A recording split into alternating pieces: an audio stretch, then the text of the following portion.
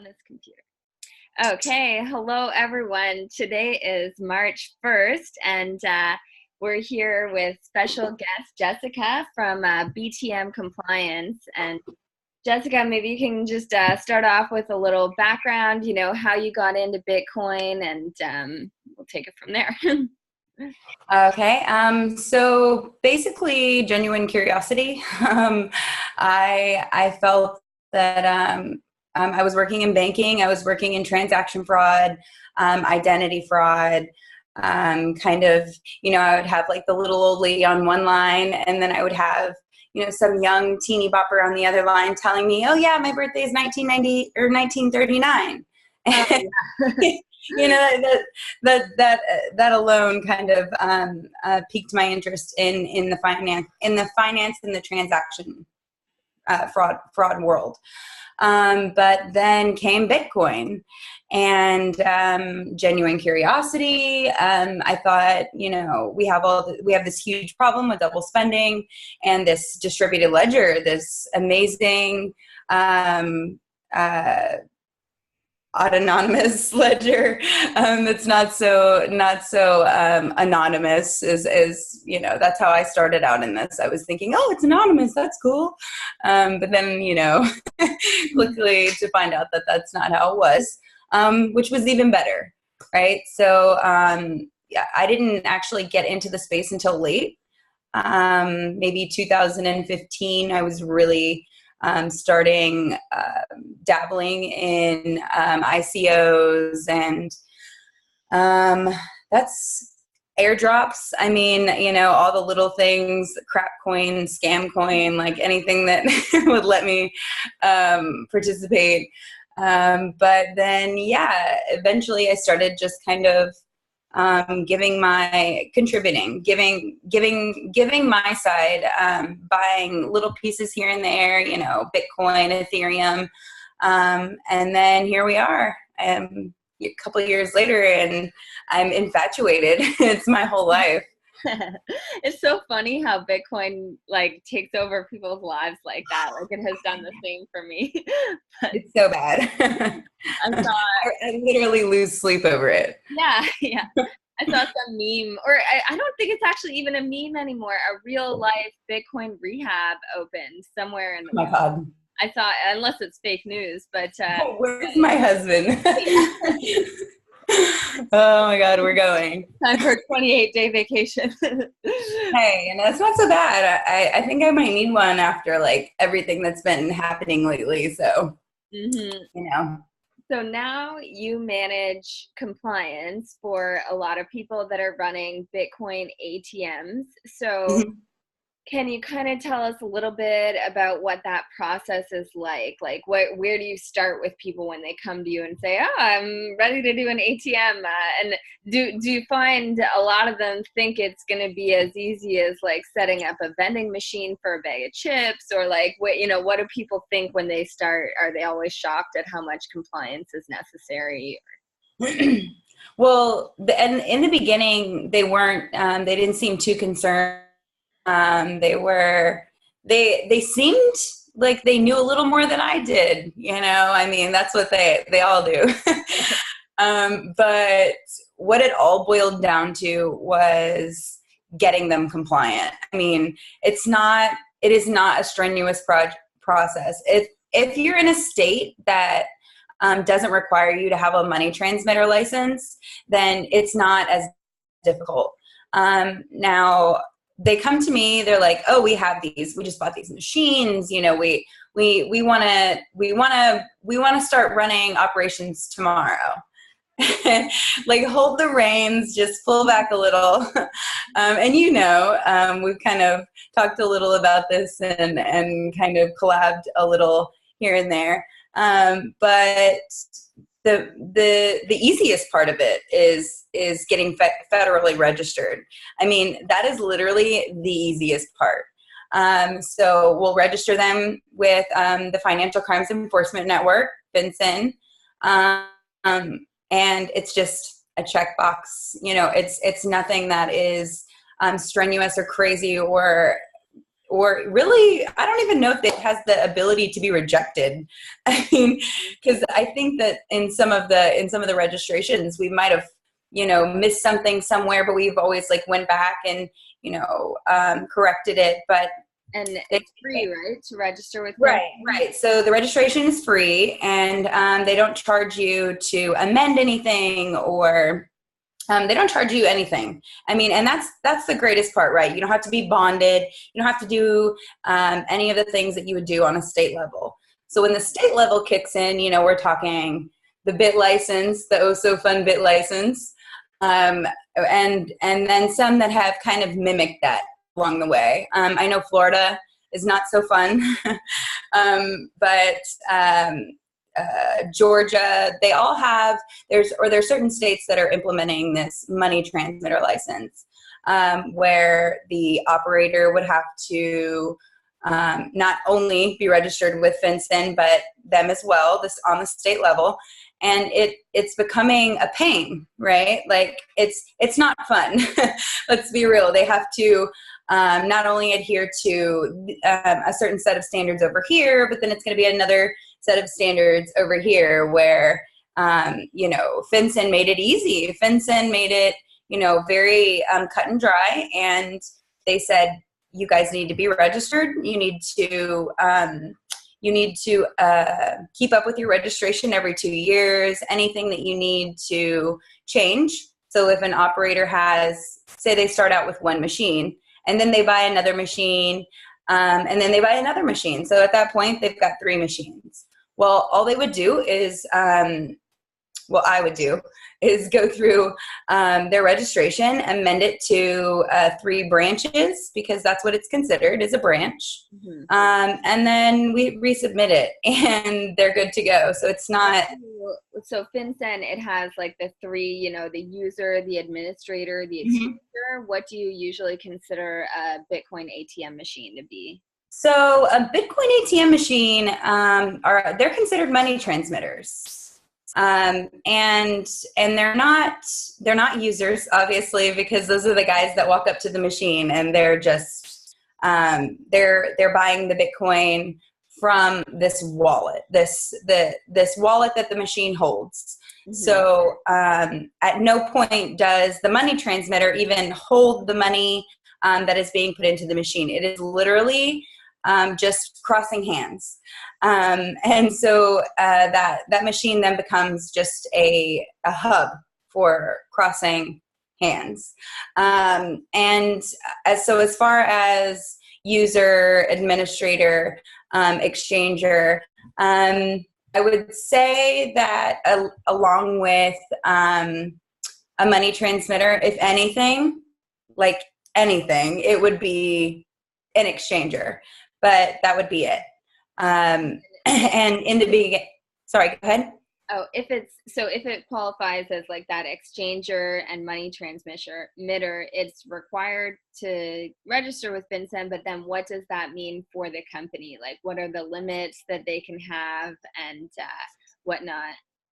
Well, I mean, what limits? The $3,000. Right. I know. I was gonna say, because really that's it. That's all that they've written in anything is once you get to that $3,000 threshold, that's where we're gonna start record retention. That's where we're gonna start you can't even file a suspicious activity report unless you hit that 3,000 mark. So I know we're kind of all over the place here. But so the registration, FinCEN wants you to be registered as a money transmitter or an exchanger, or both. It really doesn't, one doesn't really make the other, something that requires more. It's the same. They just want you to identify yourself, basically. So at that point, the 3,000 mark, that is going to be where they want to start seeing activity. The 3,000 is the minimum for suspicious activity reports, and then they want to see your record retention. They want to see where you've been through or gone through these transactions.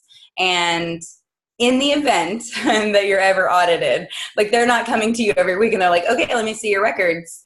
Now, that's not to say that they won't in the future, because, right now we're not as regulated, but they're watching. They know what we're doing. So as long as we have those records to back everything that we've done, then ethically, I think we're there as far as regulation. I don't want any more regulation, but I'm okay with what we have right now. I don't know. What about you? How do you feel about that? Yeah, I think the federal level, it makes sense how they have that set up. And a lot of people, like the libertarian community and stuff, would probably disagree firmly. And if you're of the philosophy that nothing should be tracked or whatever, that is where I lean. But looking at it from a practical point of where we are today and where the government's mindset is, I think the federal regulations make some sense, and then right. The state regulations is where some states are great and other states are terrible. And I think it should just be all done under the federal level, which also is like, libertarians want everything at the level. But the federal level for this is easy to comply with, and it's not a huge like hamper or hindrance on a company from getting started and getting into business. Like it's not a cost to them to set it up, and they have to hire someone such as yourself to monitor the transactions and submit suspicious report activity if it's over 3,000, or certainly if it's over 10,000. I think is that how it is? You have discretion in that range, and after 10,000 you have to report it. Well, and that's a really good question, because like at the 10,000 mark, that's your CTR, right? That's your currency transaction report. Now, being in the banking world, that CTR, that 10,000 and above, is coming and going. Meaning, like if someone walks into the bank and they deposit $10,000, the bank will file a CTR, right? Or they in cash, that's cash. If they withdraw 10,000 in cash, that's a CTR. They're going to file it. They're not going to let the customer know. And from what I understood, for currency transaction report. Correct. But in this world, right? Because I've actually seek guidance from FinCEN on this, because, for example, we had a lady. Man, I wish I could say her name. It's so cute. So she was at the machine, and at a machine, she made a transaction. The transaction was $10,500. Okay. This means that she literally stood at that machine and she put, because it's not like the, ATMs now where if you want to make a deposit, you just put your whole stack of cash in there and it counts it for you. No, she actually put in 20 and 20 and 20 and oh my God, it was so long. And I'm sitting here like watching her do this and I'm almost like, oh my God, that's so much. But then not only that, like the same day, $12,500. So much. And then one day later, another $10,000 something dollars. Well, I mean, I would think that was suspicious, right? Because why would she have that much cash? But the operator reached out to her, we got an understanding of what it was that she was doing. And at that point, it didn't become suspicious to us. It was not. We verified her identity. We had all of our ducks in a row. But when I reached out to FinCEN to find out, if that would warrant a CTR, because I mean, that's cash, right? And if we're going by the BSA, the Bank Secrecy Act, and we're kind of, aligning our standard by that, then we would file one. And the representative told me that if she did not walk away from the machine with the money in her hand, then I would not need to file one. And it's really funny because I've heard so many different things since I've had this conversation with him. And I thought, okay, I'm going to have to like write them and get that in writing because it just didn't make sense. But yeah, so as it stands now, and according to FinCEN, you don't have to file a CTR if they did not leave the machine with $10,000 or more. Depositing $10,000 is fine. I guess. I mean, because for her, it's funny because you'd think they leave with the Bitcoin of 10,000, right, whether it's in their wallet or like it might not be physically right, on their presence, but it's in their possession and control. Right. Mm-hmm. Yeah. So maybe in theory, for her to get that 10,000, she would have had to have filed a CTR, at the bank when she withdrew it. Right. In theory, because she said that she was an accountant and I have an accounting background, so I could understand that. There are clients that have paid in cash before, and there was a lot of times where I did not Did you take that bulk of cash to a Bitcoin ATM though? Yeah, that's a lot. I never got paid in like $10,000, but like a couple $1,000s or something. And that day it would maybe go to my car note or something, like normal people stuff. But whatever. So with FinCEN, they really, I agree with that. I mean, like the reporting side, the regulation side, everything on the federal level it's minimal right now, but it's easy as well. So of how to comply with it, and right. You call and talk to them and ask questions, and they'll usually get back to you. Like anything I've actually. They're surprisingly like really easy to get a hold of. It's kind of like calling your mom because like they either always answer or they're beeping in whenever you're hanging up, so they're pretty on top of it. Mm-hmm. But yeah. So then for establishing, like if someone's and I don't know if you can answer this because it's probably unique for each customer that you're setting up the compliance program for, but how do you typically collect the information? Is it they put it in at the machine, or are there new technologies that are coming forward for people to identify themselves in order to use the machine so the operator can comply with the FinCEN rules? Or so as far as FinCEN, as far as the FinCEN rules are going and the regulation there, we're at that, even though we say at that 3,000 level, right? We're still collecting on the machines that I'm currently servicing. We're still collecting identity information on transactions less than $3,000. So, I mean, it just depends. I have some clients that on their machines, they're not collecting anything until $500, period. And that's a standard. That's a standard across the board.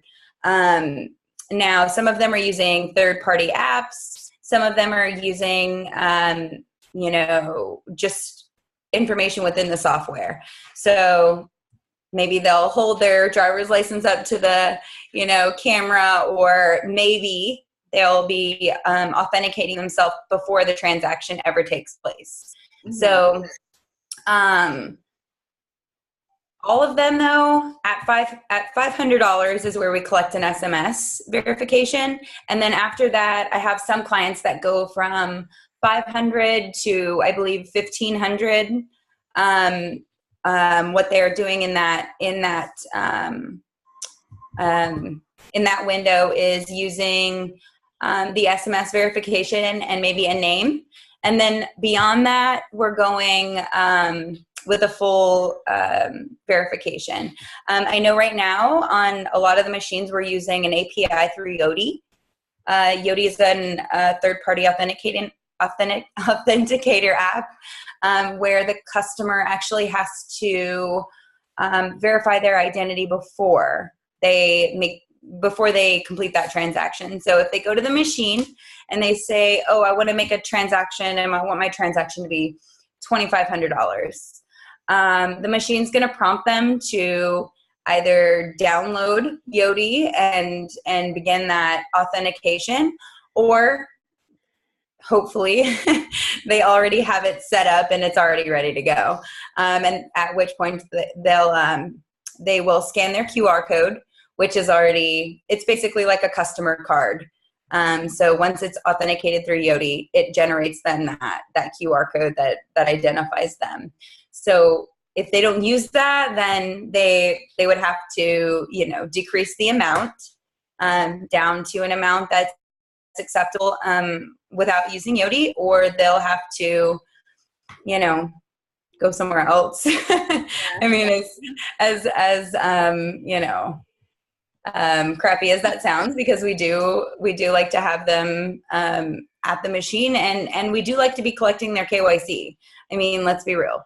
And for me, anyways, I know that there's a lot of people in this space that don't agree with that, and they don't really want to have to do anything.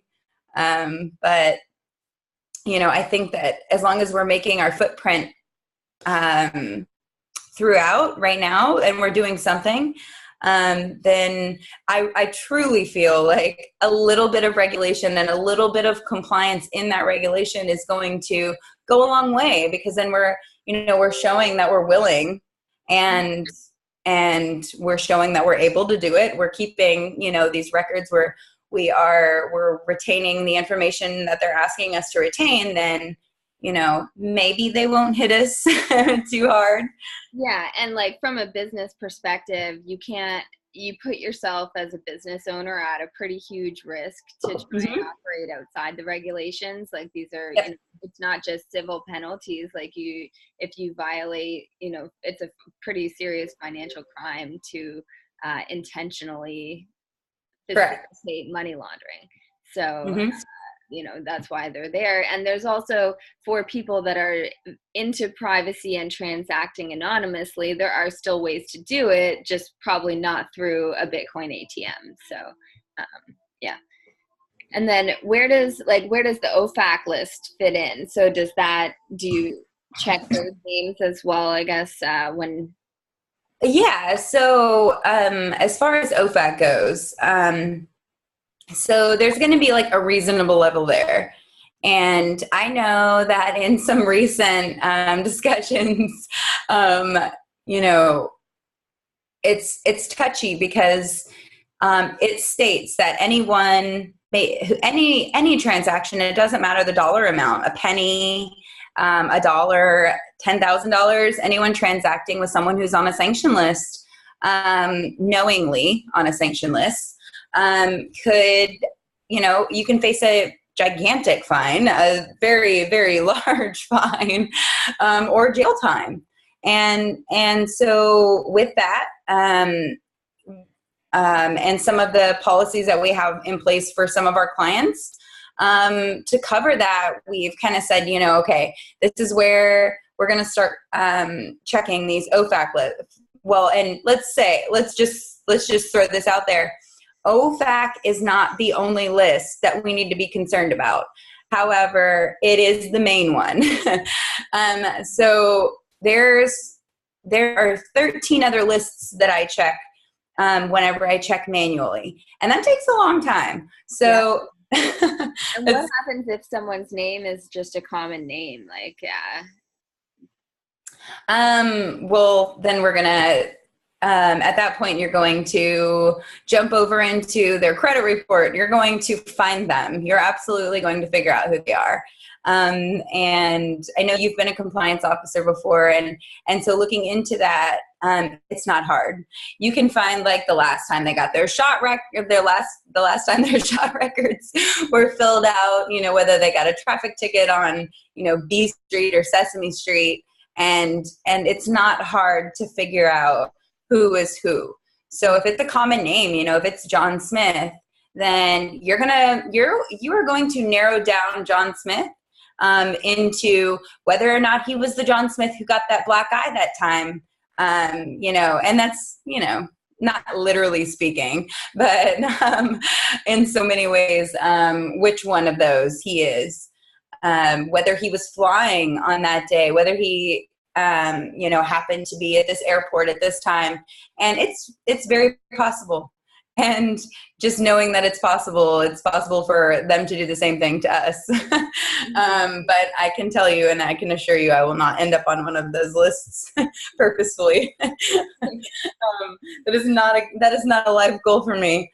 But yeah, so OFAC, I mean, we can always say that we do our best, right? So there, at no point in time will any government agency be able to say that we did not do our due diligence, that we purposefully facilitated a transaction that we knew there was a person or an affiliate on that list. It just won't happen.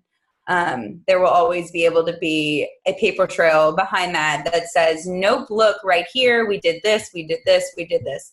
I am so sorry that, their name was misspelled, or it was, there's 5,000 of those in that county, I mean, at that point, that's where you go to that EDD, and you extend it out as far as you can go until you're, black and blue, sitting at your computer, just like nails dragging into your desk. And you almost throw your computer out the window. That's happened. It's very expensive. But yeah, so OFAC is real. And if people are not checking that and like I said, at a reasonable level, then you're not doing your job. That's point blank. But it's nice that a main thing does, like, it has a caveat that it has to be intentional, and you have to know that you're transacting with absolutely each person. So right, yeah. And then go ahead. I was just gonna say, so you're located in Florida. I think quite a few of the machines are in Florida too that you monitor. How does that Espinoza case impact things? It's recent, I think we've talked about it before too, but you can't really take a whole lot of action until it actually, that was an opinion, but they have to go through a court proceeding before it really changes a whole lot. Yes. So before I comment on that, on the Espinoza side, like, what is it? Okay. If he's guilty or if he's innocent, I mean, that's a tough one, just because I feel like everything that I've read, I wish I could be there. I wish I could be sitting there listening to the testimony myself. Because in a lot of this, I would like to say that there's probably someone who's going to get by with something at some point where we did our due diligence. But I feel like in the Espinoza case, there's a little too much of that. And I feel like from what I've read, and I have not listened to testimony in that, I feel like, I don't know, he's giving us a bad name, or for me anyway. I mean, he absolutely sold BTC to an undercover police officer, $1,500 worth. I mean, that is not worth it. Mm-hmm. Am I wrong? Yeah, no, it seemed like, the cops said they were transacting in stolen credit cards, or made some allusion, some reference to the funds being illegal. So, after the first level of it, the Judge Poehler said, well, we can't charge someone under the money laundering definition as it stands, because it's too confusing for even all these legal opinions differ as to whether or not Bitcoin would be included in what's considered money. So right. They changed the money laundering definition to include Bitcoin after that. And then with whether or not they need to register as a money transmitter with the state, it was first said that as long as you're not submitting it to a third party, that it's not needed. And then now it looks like they're looking at it differently. So a New York case cited the Florida holding and basically kind of not poked fun at it, but said that they interpreted it wrong because they didn't consider, I think it was the legal tender definition, or there was one value, monetary value. They didn't consider that definition as how that would apply to it. And they made a quick argument saying it is monetary value, therefore it should fall under the state statute for money transmission. And then now Florida's going back on it saying, okay, we need to relook at this because if it is monetary value, would require that someone's registered. So if that does, it's going to have to go back through a whole trial, which I think they're going to have to look at it on the original money transmission definition as it was in 2014 when the transaction took place, not the new one that it got amended after looking at it. But it seems ridiculous that they reopened this door. I hate the fact that they do that. All of this, everything that you just said. I mean, get your ducks in a row before you waste taxpayer dollars. And that's just me. I mean, but if it goes how they wrote it in the opinion, mm-hmm. then everyone doing ATMs in Florida is going to need to register as a money transmitter. I think a lot of them are they not? I mean, like, I'm pretty sure one of our clients does have their MTL for Florida. I'm not sure. I guess I'll check with them. But I mean, on the state level, that's out of my arena. I stay on the federal side for compliance, and then they seek out, their legal assistance for the state side. I did help one of our first clients with his state. That Georgia one. Oh my God. And, I just knew they were wrong. Like they ended up giving him the benefit of the doubt, and they changed so they said originally he needed to be a seller of payment instruments. Mm-hmm. And working in banking, I will tell you, a payment instrument is something tangible for me. So that's something he's going to hold in his hand. That's, a cashier's check. Mm-hmm. Absolutely. So I was like, no, they are wrong. I was like, get me that guy's email. And so we were going back and forth for about 2 weeks with Byron. I don't know what his last name is, but he's a Byron. And it ended with, okay, we'll give him his MTL. And, he did get that, but then he wasn't even operating his machine for, until the money transmitter license was almost up. I mean, he would have to be renewing it.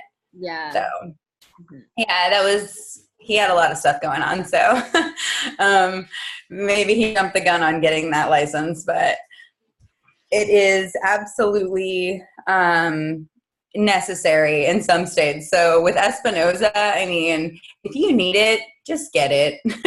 And if you think you might need it. It's not a simple determination to just get, because you have to put up a lot of money to, like, it's right. A very expensive license. So if you don't need it, you don't want to waste the money. But and I guess I don't know too much into this side of it. But did he have legal counsel telling him that he didn't?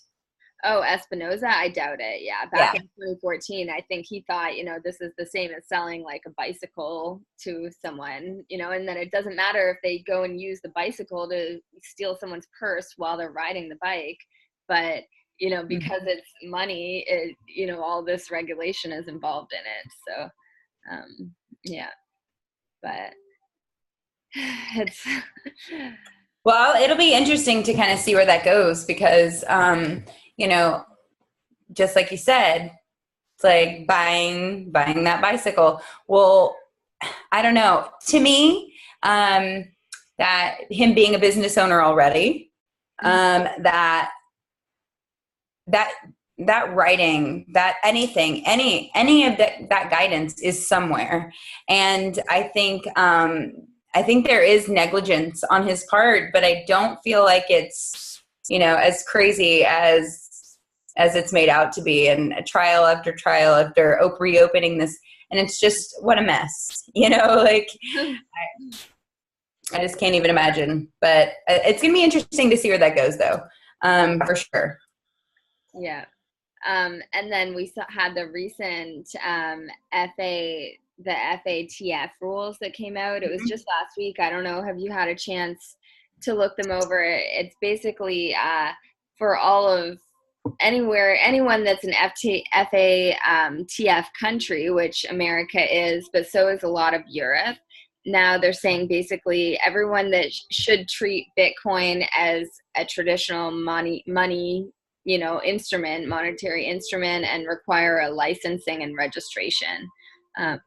So that's a big difference for the rest of Europe if they were to follow this recommendation. It's, everyone needs a license now. And I wonder, they said treat it like you do your regular state's money or country's money transmission. So in America, we're already in compliance with it, but in a lot of Europe, they don't regulate Bitcoin, or they have specific rules on their books stating that Bitcoin is not treated as money. And so do certain states in America have it now, that it wouldn't be considered as part of what requires money transmission in the States. So well, that'll be interesting, because I know we have some other ATMs that are around in those general areas. So that'll be interesting to kind of see, how that plays out. I mean, like you said, right now we're already kind of we are under our scrutiny. Like we're proving ourselves right now.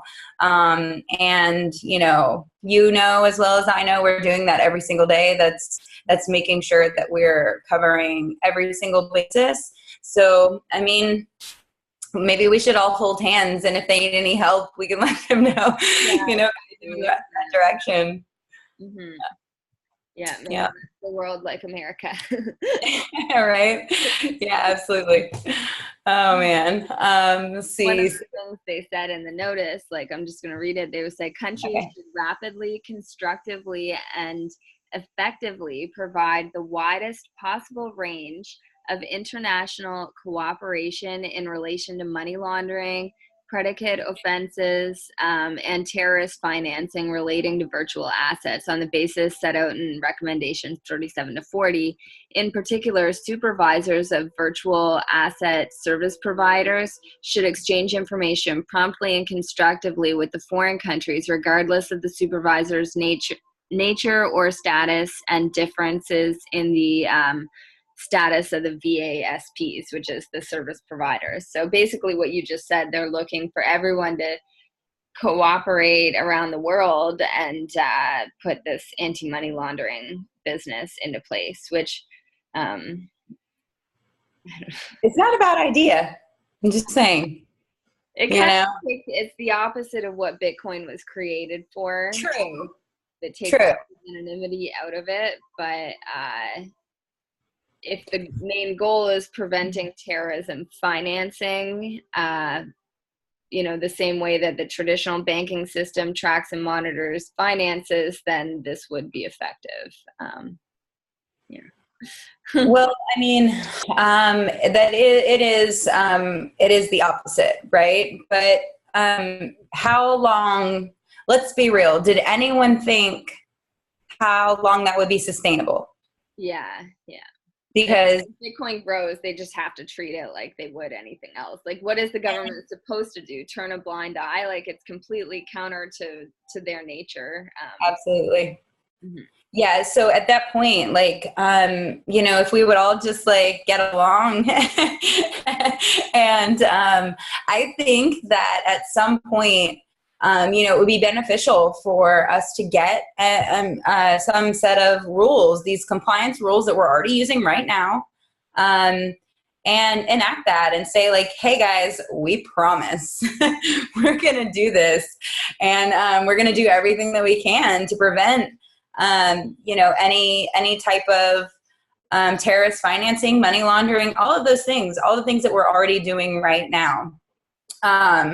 as a community, and that's my ultimate dream is that we can just get together, maybe one person from every industry that deals in crypto, that deals in securities, commodities, all of these things, and everybody just write on a little slip of paper what you think a rule should be, throw it in a hat, and at the end of it, we'll draw out like 20, and that'll be our rules, and then we'll make it like the Constitution. We'll never update it, like it'll just be there forever.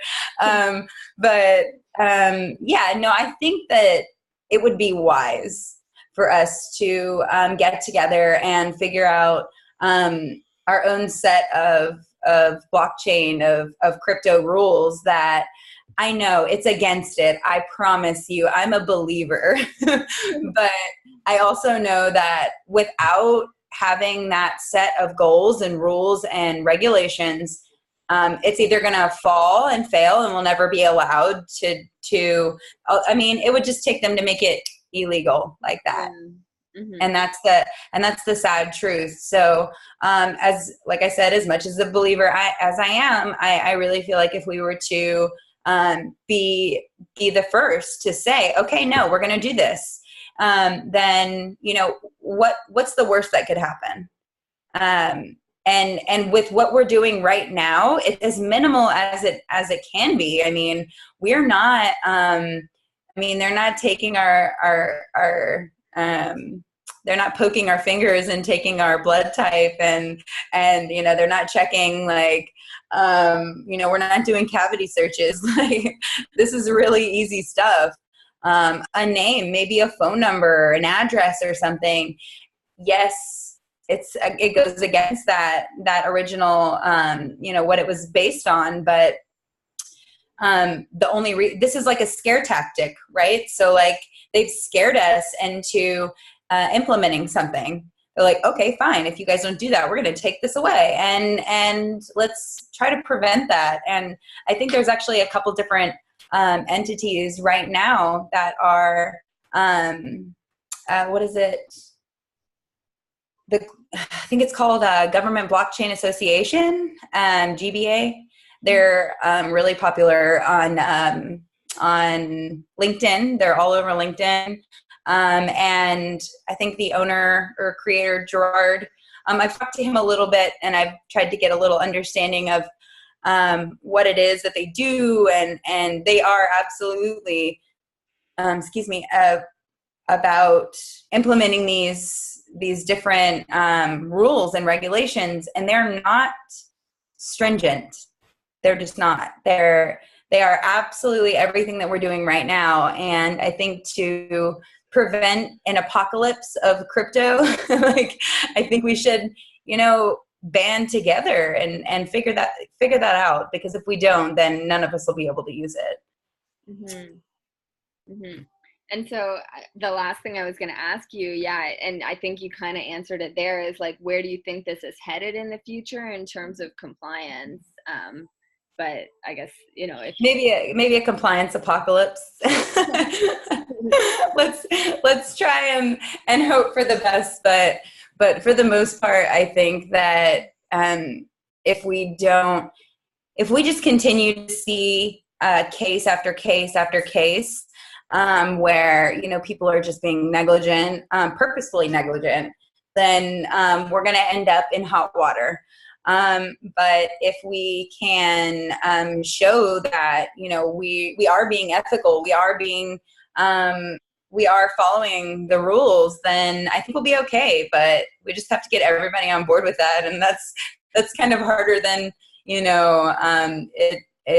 it really is, because there are those people who are the veterans in this, and me not being a veteran doesn't mean I don't understand where those people actually see this going and have worked so hard to bring us. But I see either way too much regulation and way too much compliance, or maybe by then we've figured it out and we've implemented our own set of standards.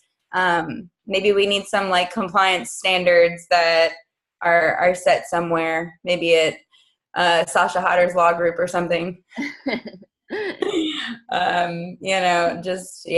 Hopefully I see the compliance in this hopefully being very minimal, but very ethical and honest. I mean, it's based on a trust-based system, so let's implement that into our compliance policies. Yeah, absolutely. And Mm-hmm.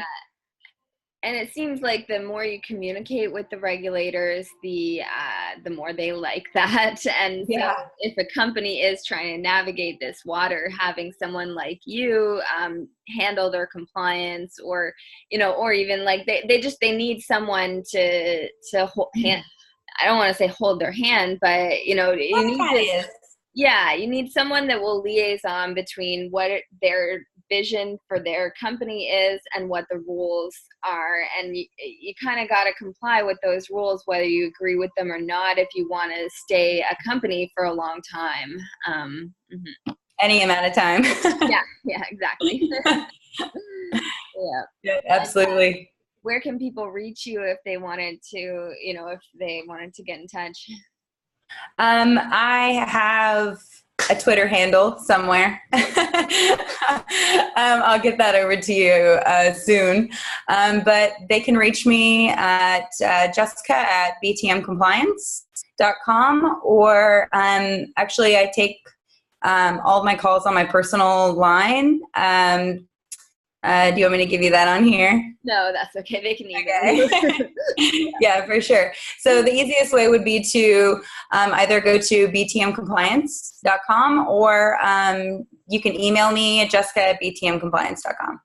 Awesome. Well, thank you, Jessica. I really appreciate all your insight, and look forward to talking with you again soon. All right. Thanks, Sasha. Bye. Bye.